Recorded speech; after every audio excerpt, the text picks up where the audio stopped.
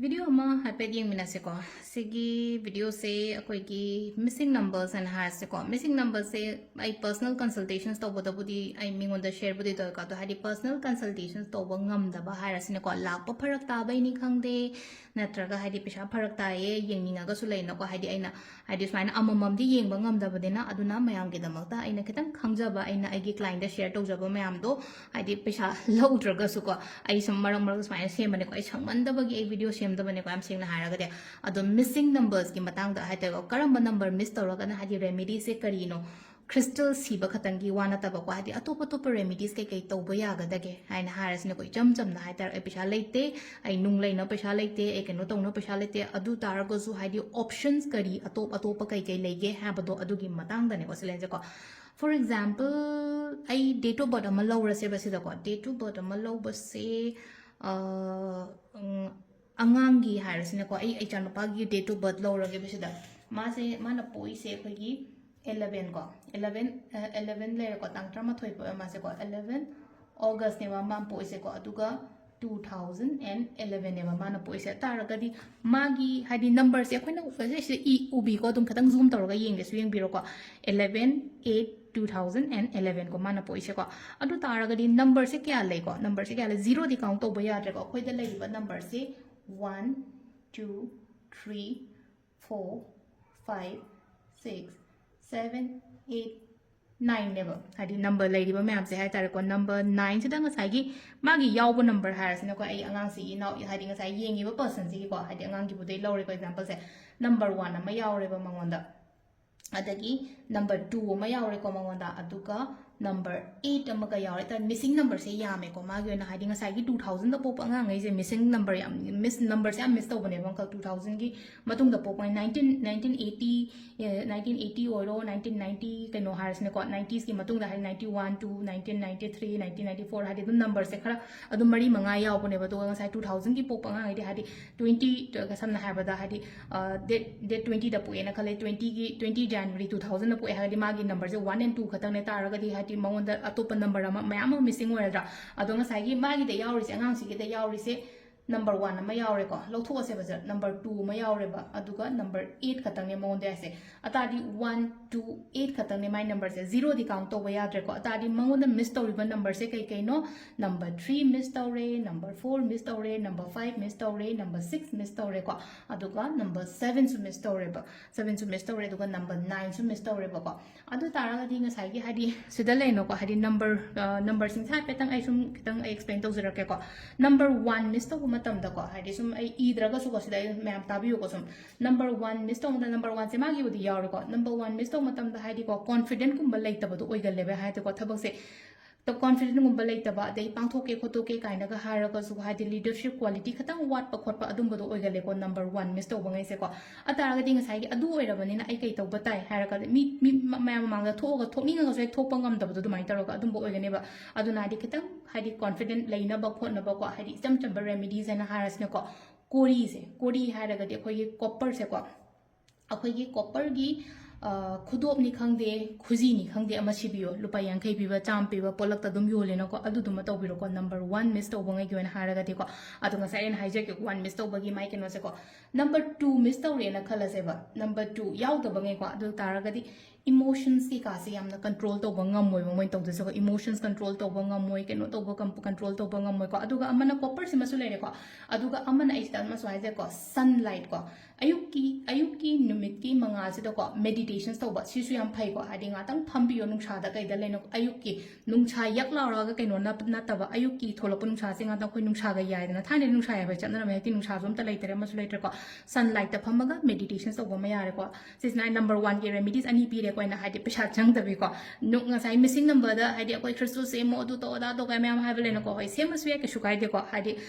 ꯏꯁꯥꯒꯤ ꯆꯣꯏꯁꯦꯁꯅꯤꯀꯣ ꯑꯗꯨꯗꯨꯅ ꯑꯗꯣ ꯍꯥꯏꯗꯤ ꯈ꯭ꯔꯤꯁꯇꯜ ꯁꯦꯝꯗ꯭ꯔꯒꯁꯨ ꯁꯤꯒꯤ ꯃꯆꯥ ꯃꯆꯥ ꯃꯌꯥꯝꯁꯦ ꯁꯨꯝ ꯇꯧꯕꯤꯌꯨꯀꯣ ꯑꯗꯨꯒ ꯁꯨꯝ ꯁꯦꯌꯔꯁꯨ ꯇꯧꯕꯤꯌꯣ ꯄꯣꯠꯁꯦꯀꯣ ꯍꯥꯏꯗꯤ ꯑꯩꯒꯤ ꯅꯤꯌꯔ ꯑꯦꯟ ꯗꯤꯌꯔ ꯋꯥꯟꯗ ꯍꯥꯏꯔꯁꯤꯅꯦꯀꯣ ꯅꯝꯕꯔ 1ꯒꯤꯁꯤ ꯂꯩꯀꯣ ꯅꯝꯕꯔ 2 ꯃꯤꯁ ꯇꯧꯔꯦꯕ ꯑꯩꯒꯤ ꯅꯝꯕꯔ 2 ꯃꯤꯁ ꯇꯧꯕ ꯃꯇꯝꯗ ꯏꯃꯣꯁꯟꯁ ꯀꯩꯀꯥ ꯀꯟꯇ꯭ꯔꯣꯜ ꯇꯧꯕ ꯉꯝꯗꯕ ꯈꯣꯠꯇꯕ ꯁꯤꯒꯨꯝꯕ ꯃꯌꯥꯝꯁꯦ ꯂꯩꯔꯦꯀꯣ ꯑꯇꯥꯔꯒꯗꯤ ꯅꯝꯕꯔ 2 ꯃꯤꯁ ꯇꯧꯕꯁꯦ ꯋꯥꯏꯠ ꯀꯂꯔ ꯍꯥꯏꯅ ꯍꯥꯏꯔꯁꯦꯕ ꯁꯤꯗ ꯈ꯭ꯋꯥꯏ ꯐꯥꯔꯁꯇꯀꯣ ꯋꯥꯏꯠꯁꯦ ꯈꯔ ꯌꯥꯝꯅ ꯁꯦꯠꯂꯣ ꯐꯤꯔꯣꯟꯗꯀꯣ ꯋꯥꯏꯠꯇ ꯈꯔ ꯌꯥꯝ ꯁꯦꯠꯂꯣ ꯑꯗꯨꯒ ꯏꯆꯝ ꯆꯝꯕ ꯆꯥꯟꯗꯤ ꯍꯥꯏꯅ ꯍꯥꯏꯔꯁꯦꯕ चांदी की खुदोम नि खंगदे चांदी की जंत्र नि खंगदे को अखोई चांदी की जंत्र मचा मचा लोई लेनो को केमता हाप केरा हाप ओइरो को इमा होई बाबा होई की खुदई नत्रगा फने कुंबा कई गुंबा मचेत अमा हाप केरा को जंत्र दुगी मनुंगदा अदमाइन तौरगा नत्रगा सु इचम चंबा चांदी की प्लेन खुदोक कुंबा कई गुंबा सिरसु याको हाइदी व्हाइट कलर की ड्रेस अमा सेटपिरो चांदी अमा सेटपिरो को नंबर 3 मिस तौबा हाइस नंबर 3 मिस तौरगा अखोइदा मांगजबसे कई नो हाइ कान खुदोंग चाबगुंबा कई गुंबा या मांगे बे ngondo ko खुदोंग चाबसे मांगबसे कमाइना फगदगे हाइ कानसिदा को ख्वाई फर्स्ट को येलो सेलसे बसेदा येलो से दंगा साइ अपॉर्चुनिटी मिस तो बसे फगनी को अदुका अमना थर्सडे से यारगदी वेजिटेरियन ओइबीबो को सांगा गुंबा चाबीदबो को सगोन से निमित से को अदुका सगोन से निमित से हाइ तारे को कोक कुंबा लुबी गनो यारगदी हेड बाथ कुंबा से को हेड बाथ कुंबा से खतंग अवॉइड तोबियो को सिमा लेरे को नंबर 3 से को नंबर 4 की अमंग नंबर 4 मिस तौरगा हाइदी करी प्रॉब्लम्स लेगेन हाइरसे बा स्टेबिलिटी लेते बा याम सेंगना हाइरगा नंबर 4 याउदबसे सिगी नंबर मैप से मेंखलागदी खितंग दो अखोइदा वर्क तौबर येंगसे बा हाइदी खितंग कानाब्रा हाइबदो ए मैम द शेयर तौजबने को नंबर 4 मिस तौरगा अखोइदा कइनो हाइ कानसेदा के हाइनी स्टेबल ओइदबा थबक तौ मतमदा तो थबक तौमना बिजनेस तौरेन सु खलसे आइदो जॉब तौरेन सु खलसे स्टेबिलिटी स्टिल स्टेबिलिटी लेतेन हाइरगदी ख्वाइ फर्स्ट कलर्स ता हाइरगना ब्लैक एंड ग्रे गुंबसे खरा सेलो को कैसु गाइदे को ब्लैक एंड ग्रे सेटपदा सिमल लेरे को अदुगा सैटरडे दा कोई आयरन की आइटम अमा मिंगोंदा डोनेट तौबियो को आयरन की आइटम आइना हाइरगदी योना साबे एनी यूटेंसिल्स ओइरो को अदुमाइन तौरगा हाइदी योट की आइटम अमा डोनेट तौबे योट के ngasa योट की खांग ओइरो खबै ओइरो चेकअप ओइरो को अदुदुमा ले को योट तो ngata पीबसु नुंगाइते हाइगदी चाना थकनबा कइनो खरा हापचलगा दुमाइन तौर पीबिरो को सेको नंबर 5 मिस तौरगा हाइदी थबकता चौखत्तब ओइनो ओइबदो हाइदी ग्रोथ कुंबा इतप तप्पा पल्ली तौरगा लेबो खोपा अतारगदी सिदा रेमिडीज मचा हाइन हाइरासिने को रेमिडीज न ख्वाइ फर्स्ट को ग्रीन कलर सेलो फिरोंदा खरा को ग्रीन गुंबा कई गुंबा सेपीबा खोपीबा अदुम लेना को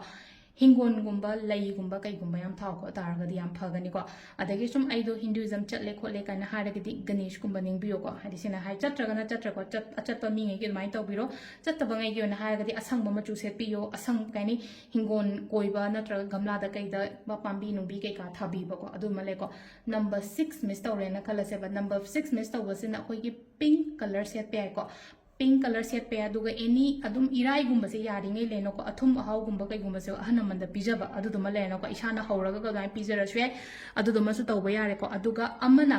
इमा इपा की हासने को आई लाइबा इमा इपा में आई इन लॉस ओइरो नत्रगा आई अपोप ओइरो अमो ओइरो को अदुम मोय के अदुम खतंग केयर लौबियो अदु तारगदी नंबर 6 मिस तौबसे फगनी को नंबर 6 मिस तौबदनो हाइदे एंगोंदा मांगजबसे कइनो हांगदा पैसा नुसा लन थुम क्या तुंगदबा खोतबा अदुमाइ तोर ओइदनेबा हाइदे सुम वाटपदो मखा कइनोमद इवाट वाटपगी टाइप तो को 7 अमंग मिस तौरेना खलसे बा 7 मिस तौबना हाइदि लेनो को ऑब्स्टेकल्स हाइबदो मखा याम सेना हा थबक तो मतम दा हाइदि इराइ लाइने ओइदबदो ngasi यागदब पोत तुस लेनो को हाइ होर के इराइ लाइने यागदब होरेन हेंगदे यागदब पोत था मा एक चंगबदो आइगिने हाइरा कांददि अदा 7 मिस तौबसे केनो तो 7 मिस तौबसे एकै तौब ताइ हाइ कांसने मेडिटेशंस ख्वाइ अहनबदो को मेडिटेशंस कुंबा तौबियो को हाइदि चैंटिंग कुंबा तौरगा हाइ तारे को एनी चैंटिंग वर्ड हारगदि ओम सोनगेरा सोंद्रगा सु लेनो को मेडिटेट कुंबा तौगेरा खोतगेरा अदु मलेर को स्पिरिचुअल बुक्स पाबे याइ को स्पिरिचुअल बुक्स मीन्स हाइ तारे को any kind of spiritual books को हाइदि स्पिरिचुअल बुक्स एदुम येंगबिरो को हाइदि एग्जांपल ओइना गीता गुंबा कई गुंबा हारसे बाइबल्स हिंद क्रिश्चियन चटपंगैना बाइबल्स गुंबा पाबो खोपा ममलेन को स्पिरिचुअल बुक्स गुंबा से मिनिट 10 खतंग पाबियो को 8 को 8 सिना मुक लेनो को सिदस लेनो सिदना मु फाइनेंशियल स्टेबिलिटी अमुक लेरोय दिन नंबर 8 मिस तौबना इन ई बसे उद्र माले को नंबर 8 तनो फाइनेंशियल स्टेबिलिटी लेबसे कई लेतबसे कई तौके हाय द करी का एना तौबा याबसे कई नो हैकन सैटरडे से को सैटरडे नुमिता अखोय गिने को हाय दे अखोय गी कइनो से मस्टर्ड ऑयल गुंबा कई गुंबा से मिंगोंदा पियो तागे फाइनेंशियल स्टेबिलिटी से लेगनी को नंबर 9 से खतंग हाय तारे को मयाम दगी कट ऑफ कम याम ओइगन बतो मक आई गिने हाबदा मी लेतबा गुंबा अदगी इथंदगुंबा तागनबा कोकनबा अदुमाइना ओइनो ओइबा आइसोलेशंस गुंबा अदगी अदुंबा नंबर 9 से अदु कई तौबो ताइ हाइ कांसिलो नंबर 9 गिना हारगदी नंग होनबा लेप पयादे बैम सेना दा नंग हार्ड वर्क तौ खोलोन हारि अदुगा अगेन मिगी मतेंग तौको मी मतेंग तौबो नुमिस सिना लेबा पोको नुमिस तौगदबा लेबा पोको नुमिस अंगांगबा मचुगी पोत गुंबा कई गुंबा अदुमाइना पीबी बेयाइ चाना थकनबा को पलेना को अदुमाइ तौरगा सिसिमा तौबी बेया को दसिदा लेरे को मिसिंग नंबर्स की वाटपगी के हानि missing number watpagi awatpasina kaino menkhalaga na khoida kari kana gadage khotkadage hai tare ko adi both benefit and kaino hai tare ko losses se kaino habado ko hadi cham cham ba kaino ne ko yam ka hai na ne sida aina ngangi sidang understand to biraga ti ko si se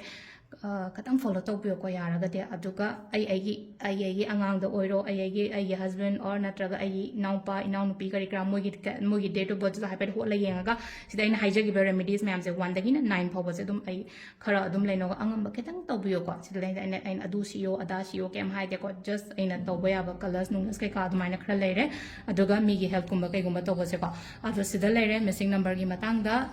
kaino to biro men khat piro missing number se aduga amuke na phaw Thank you.